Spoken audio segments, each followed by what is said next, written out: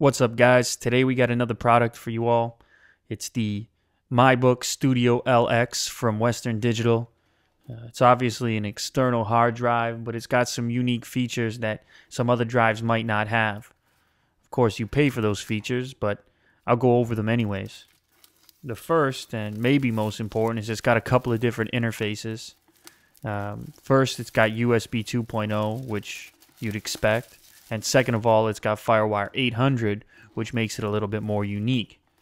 Anybody who owns a Mac, particularly a newer model iMac or MacBook Pro, will be able to take advantage of this FireWire 800 interface, which is going to give you significantly better transfer speed than you'll get over USB 2.0.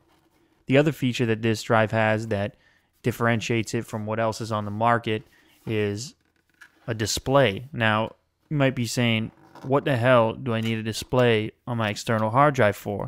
And my answer to that would be, you don't.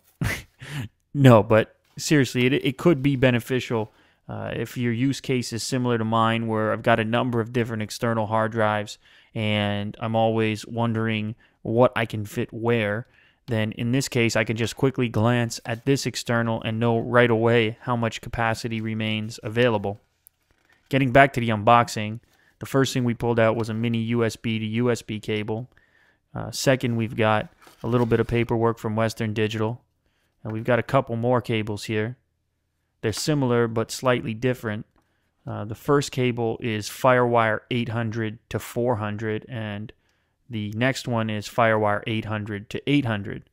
Now, the reason you might need to use the 800 to 400 is if you're using an older Mac or any machine for that matter that supports the 400 protocol but not the 800. Keep in mind, if you use that adapter cable, you're going to be clocked back to 400 speeds. So there is a bit of a trade-off, although I would still recommend using it as opposed to USB 2.0 if available to you.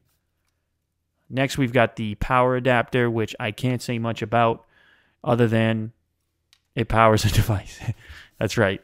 Major excitement there.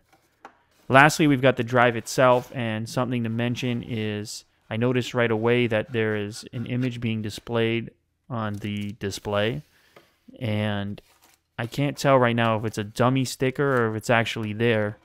I guess I'll find out once I get inside this plastic package here. The other thing to note is that the construction on the drive is aluminum, and that's always a good thing, especially when you're dealing with hard drives because they get hot. So the aluminum is going to help to dissipate the heat a lot better than plastic would. It's also going to mean the drive is going to run quieter because the fans don't have to constantly be revving. So the first thing I notice is that it's got some vents around all sides, with the exception of the front side. And I was right. It is actually displaying something right now, which tells me there's probably some form of battery backup inside the device. So in the event you power it down, you're still going to have that display functioning. So that's pretty cool.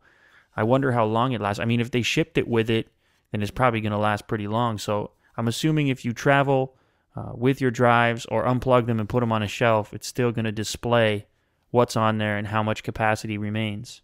Here's a look at the back of the device. We've got our power button, 2 FireWire 800s, a USB, our DC in, and a Kensington lock. Be sure to check out our channel for unboxings galore.